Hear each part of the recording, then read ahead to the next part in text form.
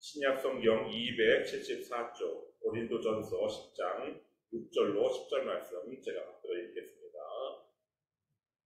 이러한 일은 우리의 본보기가 되어 우리로 하여금 그들이 악을 즐겨한 것 같이 즐겨하는 자가 되지 않게 하려 함이니 그들 가운데 어떤 사람들과 같이 너희는 우상 숭배하는 자가 되지 말라. 기록된 바 백성이 앉아서 먹고 마시며 일어나서 뛰는다 함과 같습니다. 그들 중에 어떤 사람들이 음행하다가 하루에 23,000명이 죽었나니 우리는 그들과 같이 음행하지 말자. 그들 가운데 어떤 사람들이 주를 시험하다가 뱀에게 멸망하였나니 우리는 그들과 같이 시험하지 말자. 그들 가운데 어떤 사람들이 원망하다가 멸망시키는 자에게 멸망하였나니 너희는 그들과 같이 원망하지 말라. 오늘날 올림픽은 금메달, 은메달, 동메달을 수여하지만 고대 올림픽인 올림피아의 경기에서는 우승자에게 월계수로 만든 관이 수여되었어요. 고대 그리스의 여러 도시국가들은 자기 도시국가의 명예를 걸고 각 경기마다 선수들을 출전시켰고 그 출전한 선수들은 월계수 관을 얻기 위해서 치열한 경합을 벌였어요. 선수들에게 있어 생애 최고의 순간은 그 올림피아 무대에서 우승하고 월계수관을 머리에 쓰는 순간이었어요. 또 올림피아 경기는 주로 달리기와 같은 육상 경기가 주 종목이었는데 권투와 전차 경기도 열렸습니다.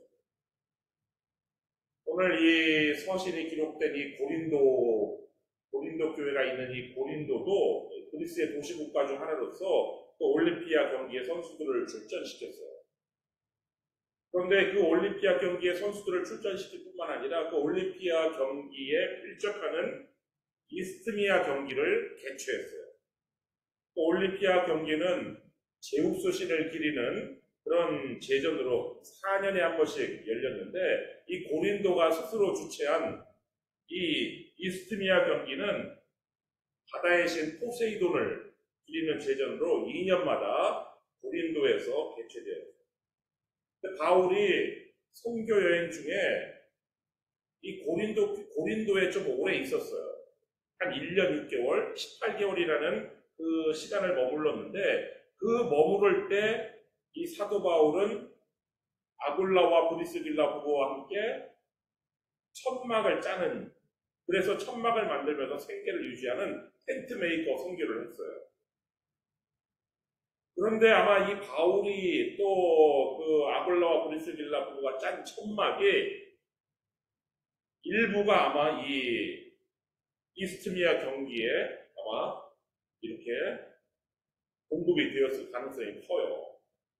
그렇다면 바울은 그 이스트미아 경기를 직접적으로 혹은 간접적으로 관람했을 것으로 추측이 되는데, 그래서 오늘 이 고린도 전서에서도 그 이스트미아 경기에 있는 올림피아 경기의 종목인 달리기 그리고 복싱 그런 것을 묘사하는, 그런 것을 비유하는 그런 구절들이 나오는데, 먼저 고린도전서 9장 24절 보면은 달리기에 대한 내용이 나와요.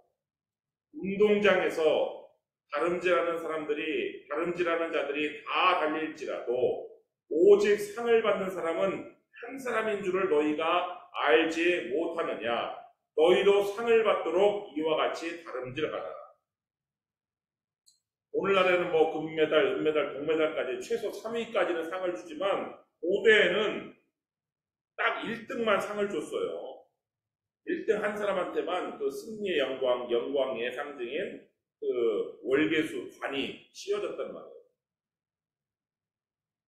이와 마찬가지로 하나님께서 우리 앞에 당한 인생의 경주를 최선을 다해서 달린 사람에게 하나님께서 생명의 면류관, 의의 면류관을 씌워주시는데, 바로 그런 생명의 면류관, 의의 면류관을 당시 운동선수들이 그 월계수관을 쓰기 위해서 최선을 다해 달렸던 것처럼 우리에게 앞으로 주어질 생명의 면류관, 의의 면류관을 위해서 열심히 달리기를 하라는 거예요. 근데 달리기는 속도도 중요하지만 방향이 더 중요하죠. 목표점이 저긴데 반대 방향으로 아무리 열심히 달린다고 한들 상을 받을 수가 없어요. 그래서 올바른 방향을 설정하고 그 방향으로 내가 달리기를 하는 것이 그것이 생명의 면류관, 의의 면류관을 갖는 길인데 그래서 이 사도 바울은 26절과 같이 자신이 어떻게 달리는지를 이야기를 해요. 그러므로 나는 다름질하기를 향방 없는 것 같이 아니하고 싸우기를 허공을 치는 것 같이 아니하며. 사도 바울 역시 달리기 선수예요. 영적 달리기 선수. 그런데 사도 바울은 자신의 달리기가 향방 없는 것 같이 아니한다. 그러니까 바른 방향을 향해서 지금 목표점을 향해서 결승점을 향해서 달려간다라고 이야기를 하고 있고 그 다음에 이제 복싱에 대한 권투에 대한 이야기가 나오는데 권투 선수들이 서로 싸우죠. 그게 일이에요. 그게 경기예요. 그때 허공에다 주먹을 날려서는 상을 받을 수가 없어요. 정확한 목표에 가격을 해야 상을 받을 수 있는 것처럼 지금 이 사도 바울은 자신의 상대가 누구인지 내가 누구와 지금 싸워야 되는지 그 상대를 정확하게 알고 정확하게 주먹을 뽑는다라고 이야기를 하는 거예요. 사도 바울은 상을 받기 위해서 자기 자신의 몸을 쳐서 굴복시킨다라고 이야기를 하는데 27절 말씀 보시면 내가 내 몸을 쳐 복종하게 함은 내가 남에게 전파한 후에 자신이 도리어 버림을 당할까 두려워하거든요. 사도 바울이 지금 달리기와 이 권투를 예로 들어서 자기가 상을 받기 위해서 열심히 달리고 상을 받기 위해서 정확하게 가격을 하는 이것들 뿐만 아니라 자신의 몸을 쳐서 복종을 시킨다는 거예요. 여러분, 내 몸을 쳐서 복종하게 한다는 것이 이게 무슨 의미예요? 영적인 의미죠. 로마서 6장 19절에 보면 그것이 무슨 의미인지 나오는데 너희 육신이 연약함으로 내가 사람의 예대로 말하노니 전에 너희가 너희 지체를 부정과 불법에 내주어 불법에 이른 것 같이 이제는 너희 지체를 의에게 종으로 내주어 거룩함에 이르라. 우리 육신은요, 우리 몸은 나도 모르게 더러움과 불법의 종이 되기를 원해요. 마치 말과 노새가 제 길을 가지 아니하고 저기 있는 그 말이 좋아하는 홍당무 그런 것을 먹기 위해서 엉뚱한 길로 달려가는 것처럼 우리는 바로 그런 육신을, 그런 몸을 가지고 있단 말이에요. 그때 말과 노새가 엉뚱한 길로 갈 때 주인이 어떻게 해요? 다른 길을 벗어나서 엉뚱한 길로 빠져들려고 할 때 채찍질을 하죠. 채찍질을 해가지고 다시 원래의 길로 돌려놓는 것처럼 사도 바울은 바로 그렇게 한다는 거예요. 자신의 몸이, 자신의 육신이 부정과 불법으로 달려가기를 원할 때 마치 채찍질을 하듯이 말과 노새를 채찍질하듯이 사망의 길로 가는 내 몸을 쳐가지고 생명의 길로 가도록 이렇게 한다는 거예요. 그리고 사도 바울은 자기가 만약 이것에 실패한다면 아무리 복음을 전했던 사도라 할지라도 하나님께 버림을 받을까, 버림을 받는 비참한 신세가 될까 두려워했다는 거예요. 사도 바울조차 하나님께 버림을 받을까, 버림을 당할까 두려워했는데 어떻게 된 건지 이 고린도 교회 교인들은 자신들은 절대로 하나님께 버림을 당하지 않을 것이라는 그런 강한 확신을 가지고 있었어요. 그 이유는 무엇이냐? 우리는 세례를 받았고 우리는 성만찬에 참여하고 있다. 이걸 근거로 우리는 절대로 하나님께 버림당하지 않을 것이다. 이렇게 강한 확신을 가지고 있었는데 사도 바울은 그 강한 고린도 교회의 그 강한 확신이 잘못된 확신이라는 것을 일깨워주고 있는데 바로 이 출애굽 1세대, 성경에 기록된 출애굽 1세대를 통해서 지금 현재 고린도 교회 교인들이 가지고 있는 그 확신이 잘못된 것임을 일깨워주고 있어요. 모세가 이끌었던 이 출애굽 1세대, 출애굽 2세대 이것을 사도행전에서는 광야교회라고 불러요. 사도행전 7장 38절 말씀 보시면 시내산에서 말하던 그 천사와 우리 조상들과 함께 광야교회에 있었고 또 살아있는 말씀을 받아 우리에게 주던 자가 이 사람이라. 이 사람은 바로 모세인데 광야교회의 담임 목사는 모세예요. 모세. 하나님을 직접 대면하고 하나님으로부터 십계명 돌판을 받은 모세. 그리고 광야교회가요, 교인 수가 얼마나 되는지 아세요? 남자만 60명에 여자와 아이들까지 다 치면은 300만 명이에요.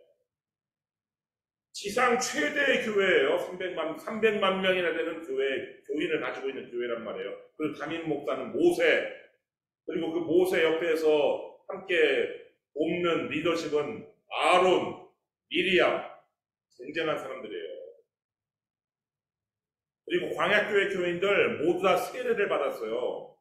지금 고린도 교회 교인들은 또 오늘날 우리들은 물로 세례를 받지만 이 광야교회 교인들은 무려 구름으로 바다로 세례를 받았어요.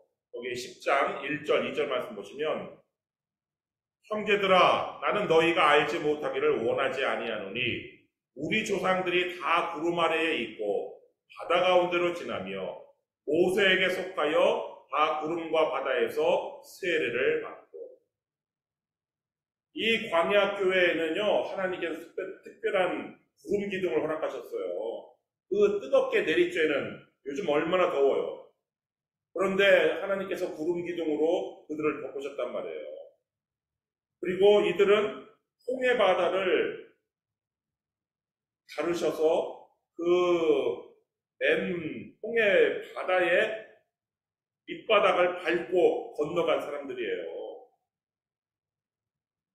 이들의 그 구름과 바다를 지나간 그것을 세례에 빗댔단 말이에요. 오늘날 우리가 받는 그런 물 세례와는 비교도 할 수 없는 어마어마한 세례를 받은 사람들이 광야교회 교인들이에요. 또 오늘날 우리는 예수님의 살을 상징하는 떡과 예수님의 피를 상징하는 포도주를 마시는 성만찬을 하지만 이들은 또 어마어마한 성만찬을 했었어요. 먼저 하늘에서 내려오는 신령한 음식인 만나를 먹었어요. 3절 말씀 보시면 다 같은 신령한 음식을 먹으며 또 신령한 반석이신 예수 그리스도로부터 나오는 신령한 신령한 음료를 마셨어요. 4절 말씀 보시면 다 같은 신령한 음료를 마셨으니 이는 그들을 따르는 신령한 반석으로부터 마셨음에 그 반석은 곧 그리스도시라. 그러니까 예수 그리스도께서 이미 구약에 나타나셔서 이 광야교회를 따르셨어요.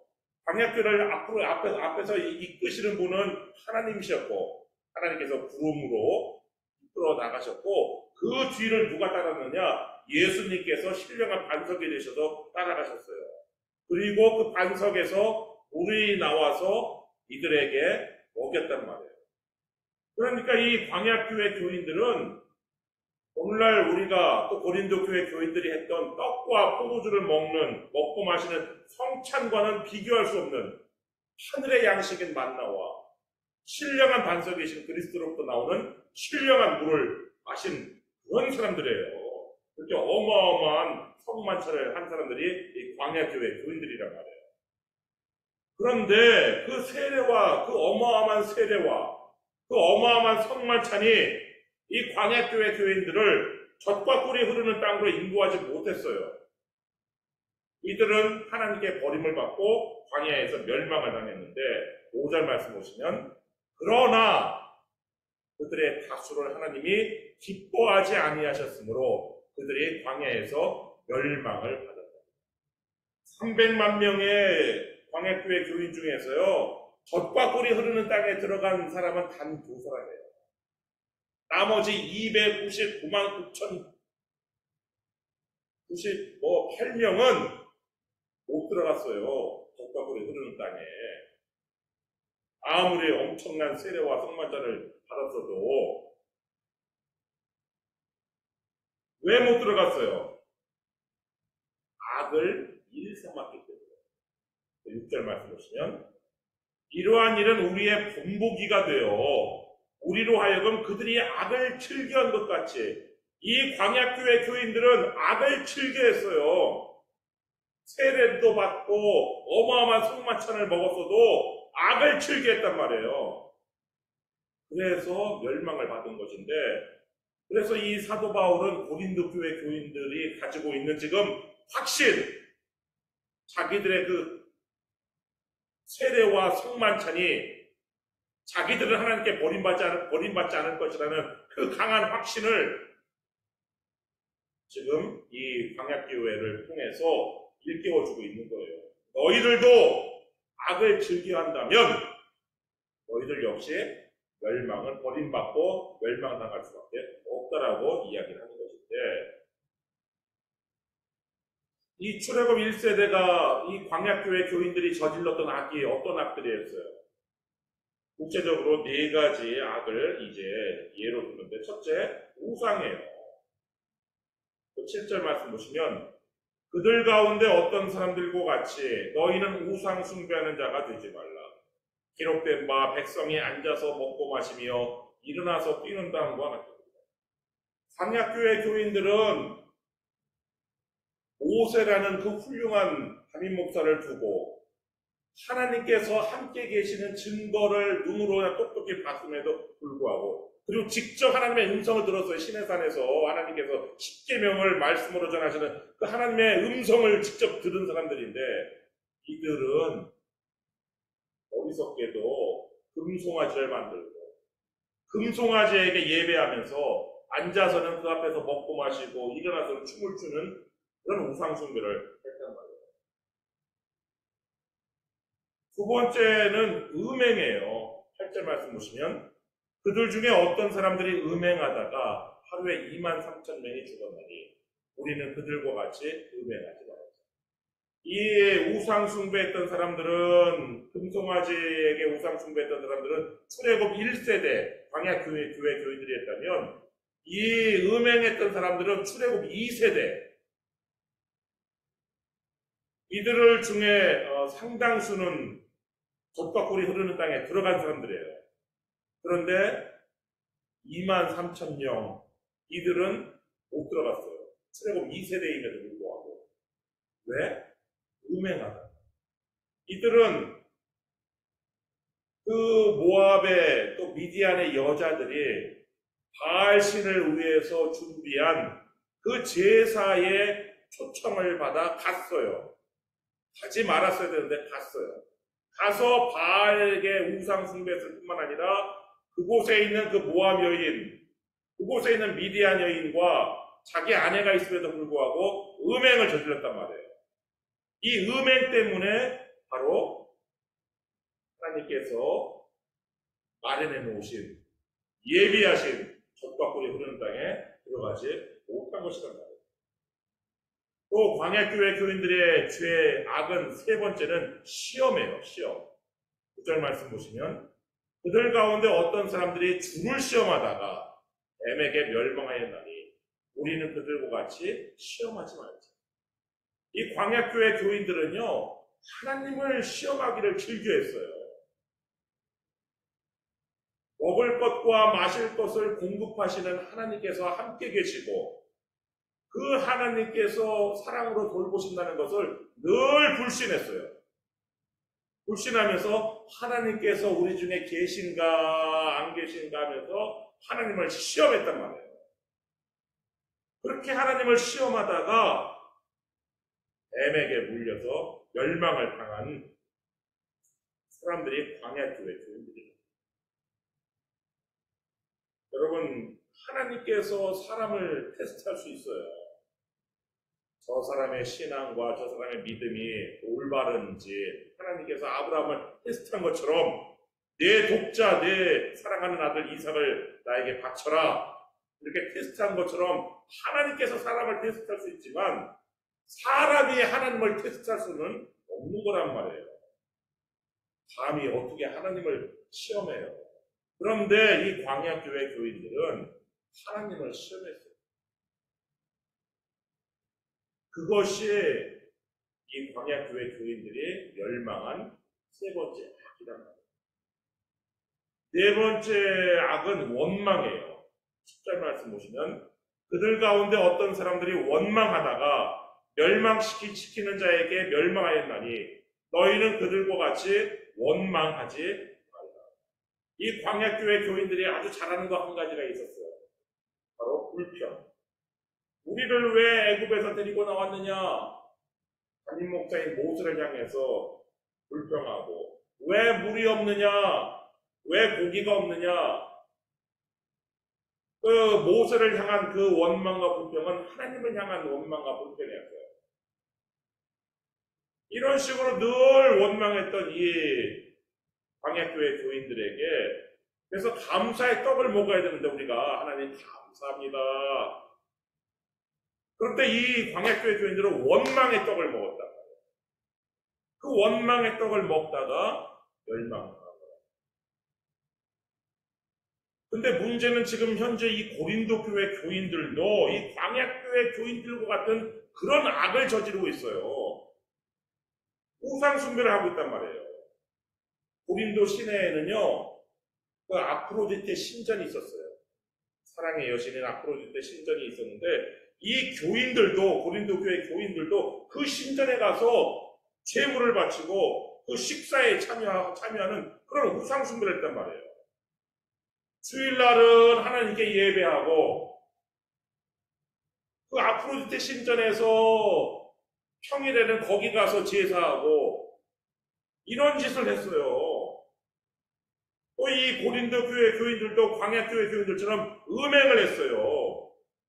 그 아프로디테 신전에 그 예배 신전 제사에 참석한 이 고린도 교회 남자들은 그곳에 있는 창녀들과 아프로디테 신전에는 사랑의 여신을 모시는 수많은 일종의 종교적인 창녀들이 있었어요. 여제사장, 여사제들인데 하는 일이 창녀의 행동을 했었는데 그들과 함께 음행을 저질렀단 말이에요. 그런데도 이들은 나는 세례를 받았고 나는 성만찬을 받고 있기 때문에 나는 하나님께 절대로 버림받지 않고 나는 내 발로 든든히 서 있다. 이렇게 생각을 했어요. 그런데 사도 바울은 그거를 경고하고 있는데 12절 말씀 보시면 그런즉 선줄로 생각하는 자는 넘어질까 조심하라. 즉 고린도 교회 교인들은 그러한 죄를 짓고 있음에도 불구하고 우상숭배를 하고 음행을 저지르고 주님을 시험하고 원망을 하면서도 자신들은 서 있다라고 생각했단 말이에요. 절대로 넘어지지 않는다고 생각했단 말이에요. 하나님께 버림받을 것이라고 절대로 생각하지 않았단 말이에요. 오늘날 한인교회 교인들 중에 일부는 자기는 예수님을 영접하고 구원받은 이후에 어떤 죄를 지어도 천국에 갈 수 있다라고 그렇게 생각하는 사람들이 있어요. 성경에 없는 이단의 교리인 과거의 죄, 현재의 죄, 미래의 죄까지 용서받았습니다. 이런 성경에 없는 그런 잘못된 구원관을 가지고 내 미래의 죄까지 다 용서받았으니까 그거를 다르게 한 발짝 거기서 더 나아가면 나는 이제 어떤 죄를 지어도 괜찮고 천국에 갈 수 있다. 그렇게 논리적인 비약으로 이어져서 성경과는 전혀 다른 이론이 하나 만들어져 가지고 그 이론 가지고 사람들이 신앙생활을 하고 있단 말이에요. 근데 이것은 평신도들의 문제가 아니라 목회자들의 문제인데 제가 박사과정 공부할 때 교수님이 우리 클래스에 있는 목사님들한테 그 클래스에는 한 10명 정도 그 젊은 목사님부터 정말 나이 60 넘어서 은퇴 가까운 아주 오랜 시간을 목회한 그런 분까지 다 있었는데 그들에게 정말 아주 기초적인 질문을 던졌어요. 여러분, 우리가 죄를 지어도 천국에 갈 수 있습니까? 그런 기초적인 질문을 던졌는데 놀랍게도 8명의 목사님이 2명을 제외하고 8명의 목사님이 죄가 있어도 천국에 들어갈 수 있습니다. 죄가 있는 상태에서도 천국에 들어갈 수 있습니다. 라고 대답을 했어요. 그리고 그것을 구원의 확신이라고 생각했어요. 한 번 구원은 영원합니다. 그런 이단의 잘못된 구원관이 목회자들을 10명 중에 8명이 가지고 있었어요. 그랬으니 그분들이 같이 설교하는 교회의 교인들은 어떤 생각을 가지고 있겠어요? 이거는 고린도 교회 교인들이 우리는 세례를 받고 성만찬을 받았기 때문에 우리는 절대로 하나님께 버림받지 않을 것이라는 구원의 확신을 가진 것과 비슷하죠.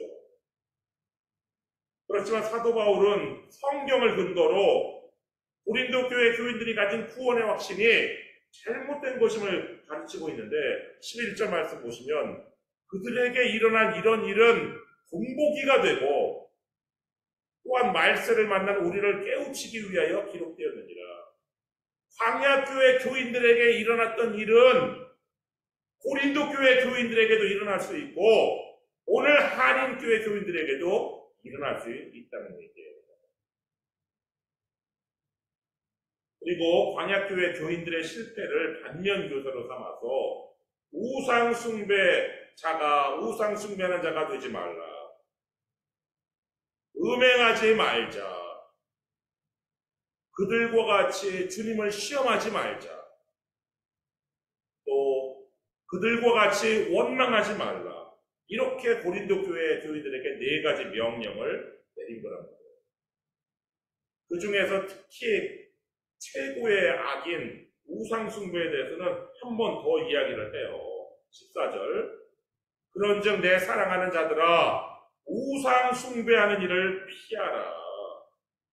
왜 사도 바울이 우상숭배에 대해 특별히 더 경고를 했겠어요? 우상숭배를 하면 고린도 교회 교인들이 우상숭배를 피하지 않는다면 하나님께 버림받고 멸망받기 때문에 그런 거예요. 오늘 우리도 우상숭배하면 내가 가지고 있는 확신이나 내가 받은 세례나 내가 먹었던 성찬이 우리를 보장해주지 못한단 말이에요. 하나님께 버림받는단 말이에요. 로마서 11장 21절 말씀 보시면 하나님이 원가지들도 아끼지 아니하셨은즉 너도 아끼지 아니하시리라.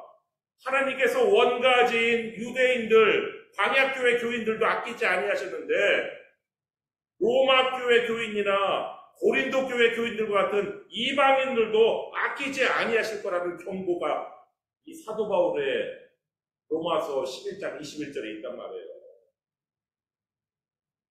오늘 우리가 좋은 열매를 맺는 대신에 우상숭배를 하거나 음행을 저지르거나 우리 하나님을 시험하거나 원망하는 못된 열매를 맺는다면 오늘 우리 한국교회와 한인교회 교인들도 역시 버림을 받을 거예요. 히브리서 6장 7절 8절 말씀 보시면 땅이 그 위에 자주 내리는 비를 흡수하여 밭가는 자들이 쓰기에 합당한 채소를 내면 하나님께 복을 받고 만일 가시와 엉겅퀴를 내면 버림을 당하고 저주함에 가까워 그 마지막은 불사름이 되리라. 예수님께서는 씨 뿌리는 자의 비유를 통해서 우리를 밭으로 땅으로 이렇게 비유하셨어요. 그런데 하나님께서는 씨만 주실 뿐만 아니라 비를 내리셔서 이 비는 좋은 땅에만 내리지 않아요. 모든 땅에게 길가밭을 가진 그 길가에도 골짝밭에도 가시덤불밭에도 옥토에도 다 내리는 비란 말이에요. 그런데 말씀의 씨앗과 하나님께서 내리시는 그 비를 흡수해서 좋은 열매를 낸다면 합당한 채소나 과일과 같이 기대하는 열매를 낸다면 하나님께 복을 받아요. 하나님께 상을 받아요. 생명의 면류관, 의의 면류관을 쓴단 말이에요. 그러나 가시와 엉겅퀴를 낸다. 도대체 하나님께서 그 가시와 엉겅퀴만 내는 그 밭을 어떻게 하시겠어요? 성경에 이렇게 기록이 되어 있어요. 사람들의 이론이 아닌 성경에 버림을 당하고 저주를 받고 그 마지막은 불사름이 된다는 거예요. 여러분, 이 히브리서 말씀이 불신자를 향한 말씀인가요? 예수 안 믿는 사람들을 향한 말씀이냐고. 이게 신자를 향한 말씀이란 말이에요. 이 말씀이. 그러면서 이 히브리서 기자는 히브리서를 읽는 신자들에게 계속해서 경고를 하는데 히브리서 10장 26절 27절 우리가 진리를 아는 지식을 받은 후 짐짓 죄를 범한즉 다시 속죄하는 제사가 없고 오직 무서운 마음으로 심판을 기다리는 것과 대적하는 자를 태울 맹렬한 불만이 있으리라. 고의로 죄를 범하잖아요. 고의로 짓는 죄는요, 속죄하는 제사가 없어요. 하나님께서 죄인들이 그 죄를 용서받는 5가지 제사를 이 광야교회 교인들에게 가르치셨단 말이에요. 번제, 소제, 속죄제, 속번제, 화목제 이런 5가지 제사를 통해서 하나님과의 관계가 회복되고 이웃과의 관계가 회복되도록 죄 문제가 해결될 수 있도록 죄가 용서받을 수 있도록 이렇게 5가지의 제사를 만나셨다. 그러나 이 5가지 제사 중 어떤 제사도 내가 계획적으로 고의적으로 짓는 그런 죄를 용서하는 제사는 없어요. 우리는 흔히 그렇게 생각하죠. 내가 지은 죄 하나님 앞에 용서받으면 마지막에 그 십자가 옆에 달린 강도처럼 내 모든 죄를 다 마지막에 회개하면 천국에 들어가는 것이 아닌가. 그런데요, 회개하지 못하는 죄가 있다는 말이에요. 내가 약해서 연약해서 또 내가 무지해서 짓는 그런 죄가 아니라 다 알면서도 고의로 지은 그런 죄는 용서함을 받지 못한단 말이에요.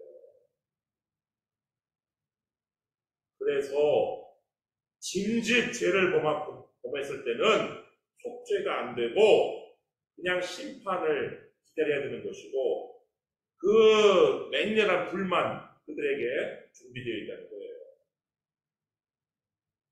여러분, 모세 오경에 이 광야교회 교인들의 실패가 있었다면 또 그 다음에 여호수아와 같은 또 그 출애굽 2세대에서는 아간과 같은 사람들의 실패가 있었다면 복음서에는 누구의 실패가 있어요? 바른 유다의 실패가 있어요. 바른 유다는 예수님의 제자로서 3년간 예수님께서 직접 선택한 사람이에요. 또 사도행전에는 누구의 실패가 있어요? 아나니와 삽비라의 실패가 있어요. 이 아나니와 삽비라 예루살렘 교회가 성령 충만하게 성령 받았을 때 이들도 함께 성령 받았던 사람들이에요. 그런데 예수님의 제자였다는 것이, 또 성령 받았다는 것이, 또 뭐 주님의 이름으로 세례를 받고 성만찬을 받았다는 것이, 또 이들이 다른 여들은 예수님의 그 공동체에서 재무부장했잖아요. 직분, 이런 것이 중요한 것이 아니라는 것을 우리가 그들의 실패로부터 배워야 된단 말이에요. 무엇이 중요해요? 하나님께서는, 우리 주님께서는 무엇을 보셔요? 악을 행하지 않고 선을 행해서 나쁜 열매를 맺지 않고 가시와 엉겅퀴 같은 열매를 맺는 것이 아니라 아름답고 좋은 열매, 채소를 맺는 것, 그런 것이 중요하다는 것을 우리가 깨달아야 된단 말이에요. 이 성경에 나오는 사람들의 실패를 통해서. 그 실패를 우리가 반면교사로 삼지 않으면 우리 역시 그들의 실패를 답습하게 되는 거예요.